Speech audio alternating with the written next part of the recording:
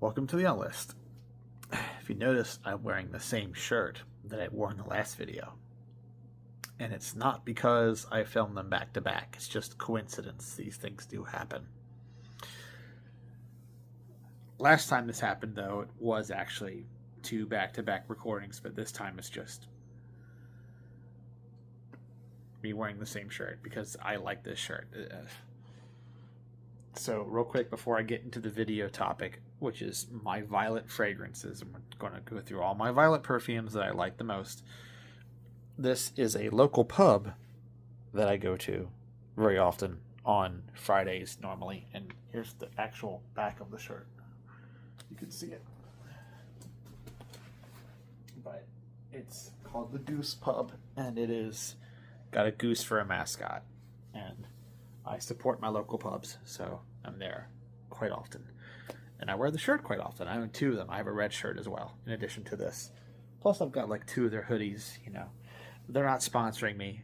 I mean, I'm sponsoring them, if anything, because I'm always drinking there. So, but in any case, I did a video way back about violet itself as a subject. And this is me just talking about my favorite violet fragrances in particular, like I did with my leathers and my thises and my thats. This is a continuation of that theme. It's an easy video to make, and the last video was pretty Debbie Downer, right? It was me just kind of getting off my chest how like ridiculous the online space is with the so-called fragrance community just being a reverberation chamber of micro influencers, everybody thinking they're going to be the next famous, you know, cultural ambassador of shit. So, you know, pantomiming and parroting the same crap that's coming from trickling down. It's like trickle down economics, but the social cultural version of that, which is even worse somehow. And now this is a palate cleanser, something a little bit nicer, right? So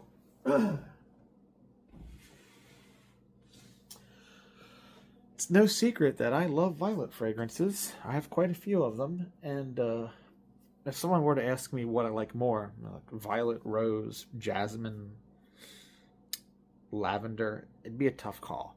But lavender is in a lot of stuff, so I can do my lavenders video, and like what, 3/4 of my collection has to be in the video.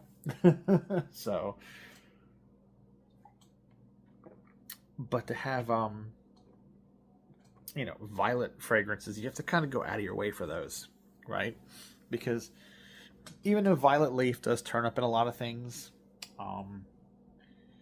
fragrances that are trying to be about violet, if not the single subject, the primary one of the primary things in the perfume, yeah, you kind of have to go out of your way to get those. You know, they're not exactly like rose perfumes are kind of everywhere, right? So violet, not so much. And it also happens to be that you get very prominent violet notes in a lot of men's fragrances, but done in a sneaky way. Done in a way that if you don't know what violet smells like, you might not even realize that they are. So that's kind of fun too. So once you recognize the smell of violet, you suddenly realize, oh, I've got a lot more violet fragrances than I thought I did. I just didn't know that what I was smelling is violet. So obviously violet's treated different ways, not all treated the same way by the same perfume brand. And I would probably be tarred and feathered if I didn't start with probably the single most iconic violet fragrance ever released for men. Like in the history of men having violet fragrances, if I don't mention this one first, then I will be disowned by all of you. That is okay. I would accept that. And it is Fahrenheit by Christian Dior, released in 1988. And no, This is not the deep vintage bottle with the different cap. I know they had different caps, and they had Christian Dior written here and different addresses on the bottom. Raiders of the Lost Scent can give you all that information if you want to go deep. This is just a relatively recent, it's got the new Dior logo, so it's a relatively recent bottle, but it's not brand new. It's about the same age as Sauvage, about 2015, 2016 is when I got this.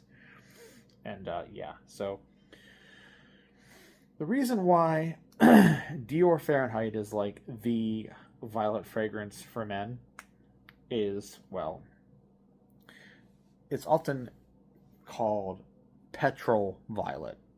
And the reason is there is a certain combination of molecules in this that create a gasoline type of smell. And it was done actually by accident, because what happened was 3 different perfumers were all submitting their version of a fragrance for Brief, Christian Dior, and all 3 of them were rejected. Were rejected by Dior. So the formulas got dumped in a trash can, and that was it. But when they combined in the trash can, one of the 3 perfumers walked by and said, "Hey, I like the way that smells." So they had to scoop it out of the trash can and then put it underneath GCMS and figure out what had happened, what combined and what made the smell. And then when they isolated that, they called it the barrel note. And that barrel note became the focus of the new fragrance that all 3 perfumers who had been rejected were now brought in to work on together, because they had created this happy accident. So obviously, instead of them all being losers, they all ended up winners and splitting, I guess, the royalties for the fragrance. Went on to become a very big, selling perfume. Now, this isn't just violet. This is violet, leather, vanilla. It's got some sweetness to it. People don't realize that Fahrenheit does have a fair bit of sweetness, because the violet note and the barrel note get trumped up so much. They get hyped up so much that people don't realize that this is actually kind of on the sweet side. I mean, it's still very petrol-y and gasoline-y and all that fun stuff. And it's very unique scent. You probably won't smell anything quite like this. And it was sort of the epitome of powerhouse, loud, obnoxious perfumes. Fahrenheit is right up there with Jope by Wolfgang Jope and several other late 80s massive foghorn perfumes, so there it is. Of course, I did a whole video about this brand, so I will touch upon this perfume again in this video. Gray Flannel, released in 1975. And this is one of the earlier violet fragrances in the mainstream for men. And it's a very green, fresh, some folks describe it as having an ashtray smell. I can see that a little bit. But it's surprisingly not super typical for the 70s. You smell Gray Flannel in isolation, you don't realize it's a fragrance from the 70s. So it's got a very timeless quality to it. But if you don't like green, violet leaf, floral smells in general, if you're not a big floral guy, you won't want to go near this.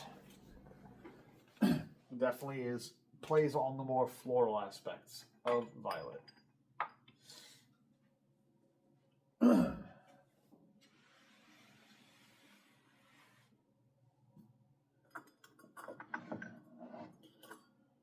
Another fragrance that a lot of people don't realize is heavy on violet. It's none other than Green Irish Tweed from 1985. Pierre Bourdon composition. The older brother, I guess, of Cool Water, which also has the same ionones but dosed differently. mixed with lavender, bit softer, fresher. This has the violet up front with lemon verbena.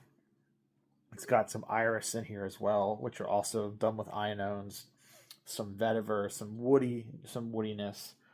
This is definitely a greener, more woody interpretation of what Cool Water would later become. And,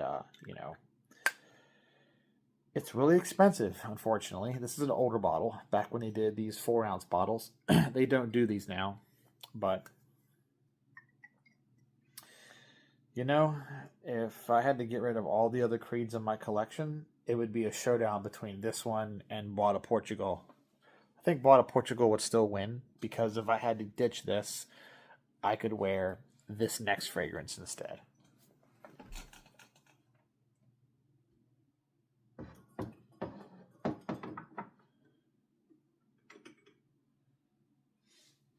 If for some reason I had to ditch Green Irish Tweed, I could just settle for JF by Flores.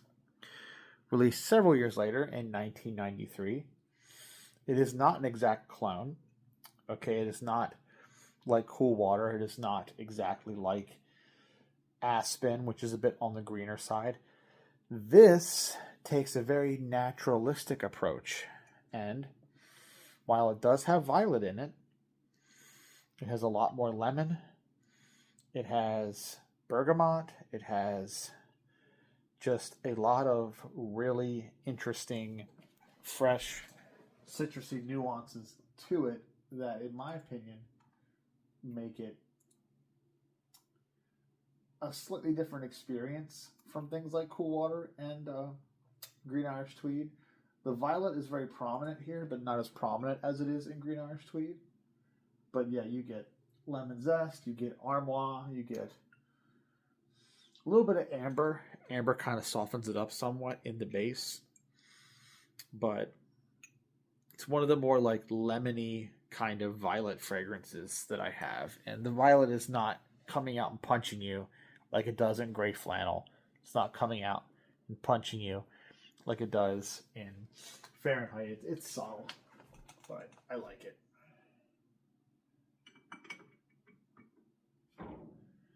On that very same note, another one that I could also put in the violet basket would be German Street 2014 by Flores. This one is violet and juniper and carnation and a handful of other really good, interesting things as well. The carnation almost gives it like a somewhat of like a wet shavery vibe to it, which is kind of interesting. Let's see, German Street, yeah. So, coriander, vetiver, juniper berry, violet, a little bit of carnation. There's also amber in this as well. But yeah, this is a magical, magical scent. Again, the violet's kind of understated here, but Flores generally understates everything anyway, so that's what they do. Now, moving right along, another tremendous violet fragrance, one that I think actually doesn't get talked about enough, is this one. Man by Calvin Klein. This definitely has violet leaf for sure. Very green, more of the petrol vibe returning like with Fahrenheit, but it also has mandarin, it has patchouli, it has a lot of interesting things. And what really sucks about the reception this perfume received, let me just find it real quick here. In my Calvin Klein Man, where are we?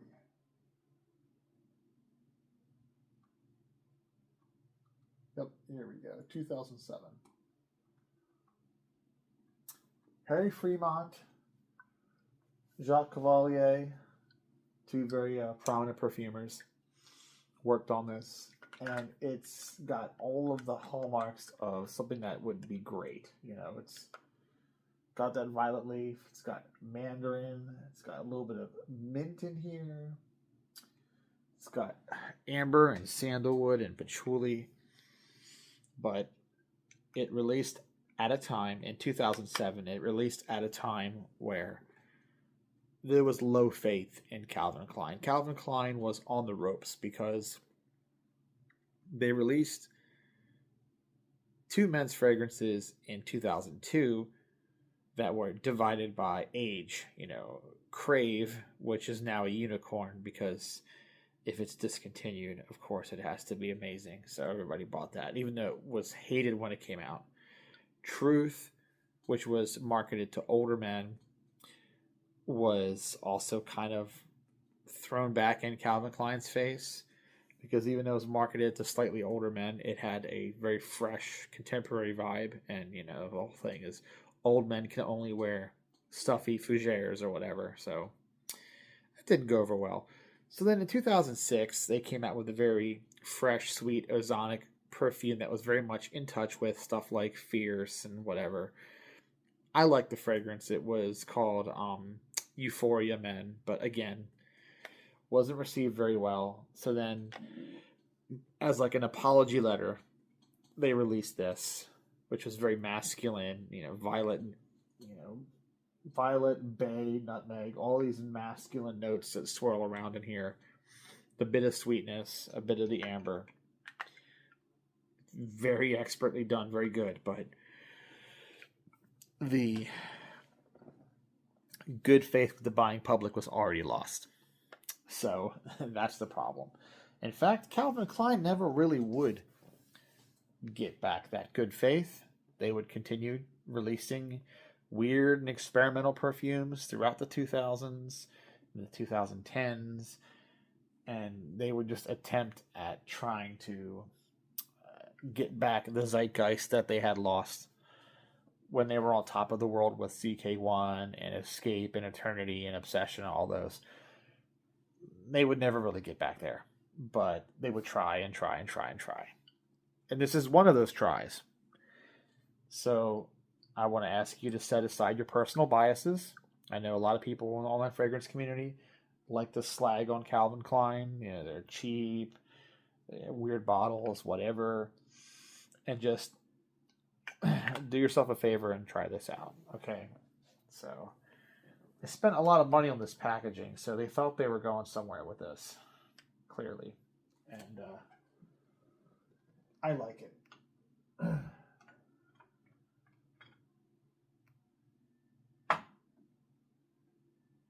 Another one. Sadly discontinued and probably getting hard to find. Probably getting expensive. One of only 2 violet fragrances that have any kind of oud note in them. And this is Lalique Homage à l'Homme. That's a mouthful. Lalique Homage à l'Homme.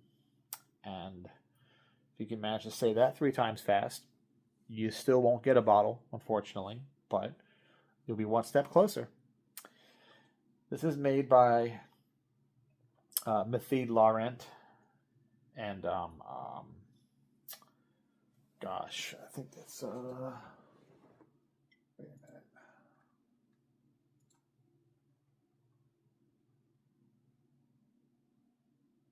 Here we go. Homage à l'Homme. No, I'm sorry. Method. It's not Method Laurent. It's Method. God, that last name is a tongue twister. Bijawi? Method Bijawi? Yeah, I'm not even going to try that one. I'm sorry, guys. But the other famous face is Christine Nagel, and she's the Hermes perfumer. So Christine Nagel made this before she jumped on to the Hermes wagon. And it's an interesting mixture. It's got violet, it's got oud, it's got saffron. It's not the big phenolic stinky oud or the medicinal like oud, not the real woody Tom Ford kind of oud either.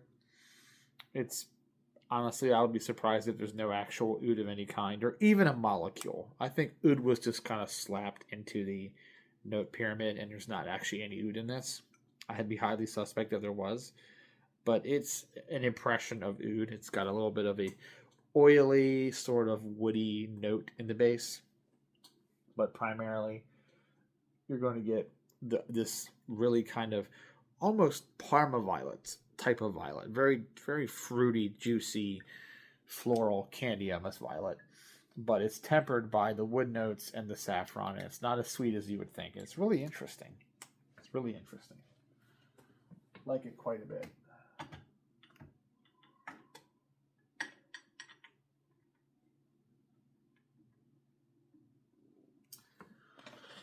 Another violet perfume that I think you would like. Kind of getting really in the weeds with these now, aren't we? So,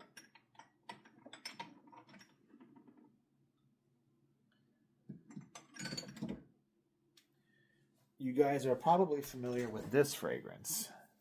It's not very well received in the online fragrance community. It's a Liz Claiborne. It's one of their freshies. Bora Bora, back when they were making everything with little bits of Curve DNA in it. This is kind of like tropical Curve, but I like it because it also has some foreshadowing of what would be to come with blue fragrances in the future. Well, there's a little known flanker to that fragrance. It's called Bora Bora Exotic.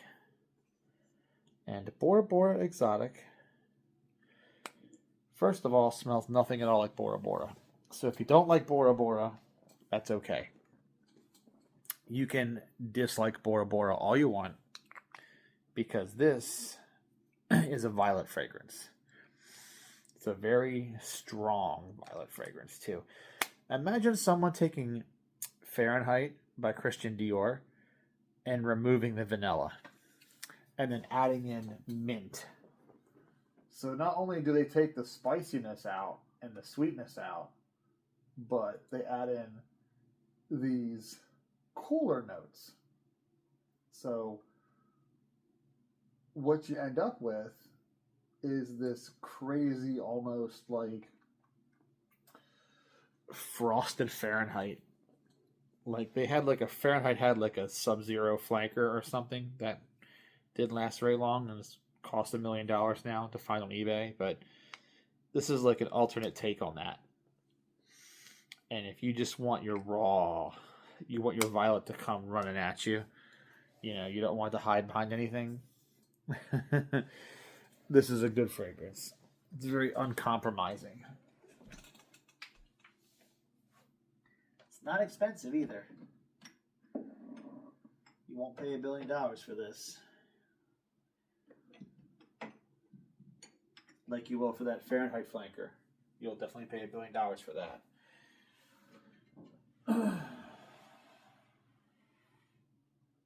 Now, let's talk about these.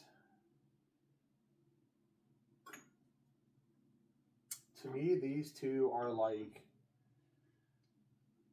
they're like fraternal twins. They're not identical twins, but they're fraternal.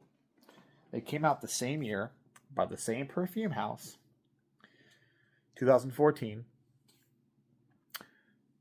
Oud Violet and Wind Wood. So what makes them fraternal twins instead of identical twins is they have the same basic violet material in them, which kind of sits in between a more of a violet leaf absolute and the floral Parma violet, sort of Ionone violet. It's somewhere in the middle. So now Oud Violet takes this like purplish almost kind of violet and mixes it with the typical Montal Mancera medicinal oud accord that you would get from something like Black Oud, like Montal's Black Oud from 2006, or the same kind of medicinal oud accord that you would get from something like Mancera's Black to Black, or any of their other oud offerings that don't go in the more phenolic direction, the more stinky direction. So that kind of rubbery medicinal oud. So you're taking that and you're putting this hybridized violet floral violet leaf accord in there. So it's a little tiny bit sweet in the opening, but then it goes into the greener aspects of the violet, and then it goes over that oud accord, and it's quite good. It's one of the best violet fragrances I've ever smelled. It's quite enjoyable. And then its fraternal brother here is Windwood. And Windwood takes a different direction. Windwood basically goes, okay, let's take that same violet accord that we have, that's a little bit floral, a little bit leafy, it's in between the violet leaf and the ionones. Let's take that and put sharp patchouli and leather and like a sandpapery sort of Norlimbanol style wood note, which I know some of y'all don't like that. You don't like Sauvage, whatever. This is dosed very low. It's not like Sauvage. Doesn't smell like you're having your face sanded off by a belt sander. It's not that intense. Just a little tiny little sliver of that sort of Norlimbanol wood material. Like if you like stuff like Acqua di Gio Profumo, that's the level we're talking about of that material. It's very slight. And so it goes into more of a leathery, slightly more petrolish, a little more, not quite Fahrenheit, but a little more petrolish. But you're basically getting the same violet material in the opening, but different dry downs. So do you want your like halfway Parma violet leaf violet? Do you want it dry and woody, or do you want it like oily and oudy? That's basically the difference. And if you're only going to pick one, then you want oud violet. But if you decide to get both, you'll be happy with both.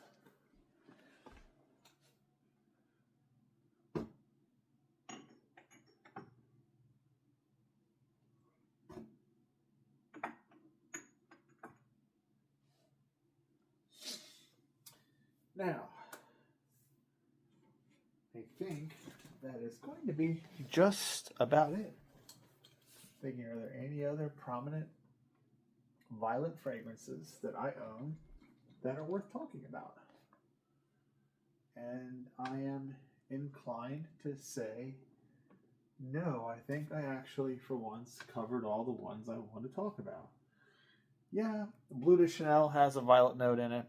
It's worth mentioning. I also think Kenneth Cole Black has one. Yeah, actually. Another Harry Fremont composition. Sabina Descharner actually was also on this with him.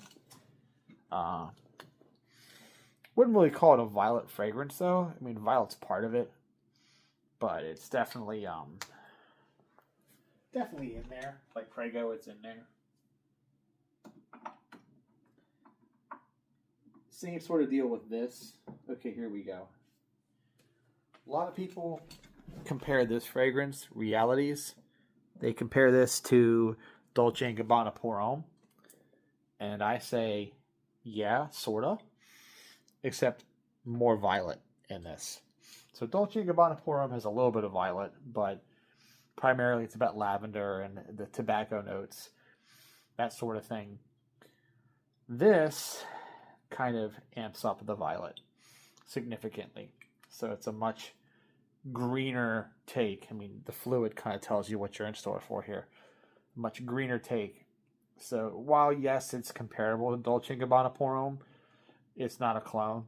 It's just a variation on that theme. And it has enough violet in it that I could call it a violet fragrance, which is the important part. You know, the violet kind of dominates over the lavender. So if you always liked Dolce & Gabbana Pour Homme and wished it was greener and had more violet, then there you go. Realities for Men. It's what you want.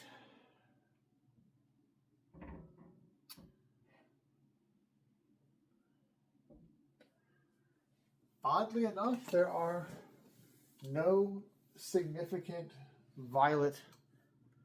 Oh, yeah. Okay, here we go. One more. This one. the Mont Blanc Legend Platinum. No, this is Explorer. I'm sorry. I'm getting my Mont Blancs confused here. Mont Blanc Explorer Platinum. This has a violet note in it as well. But again, I don't know if I'd call it a violet perfume necessarily. And as much as I love Avon, Avon's a great brand. Avon doesn't really have any violet fragrances. I've not really picked up on any men's fragrances, especially that have any kind of violet notes in them. So they kind of skipped out on that. There you guys have it. Some of my favorite violet perfumes. Let me know what yours are in the comments below. And I'll catch you later.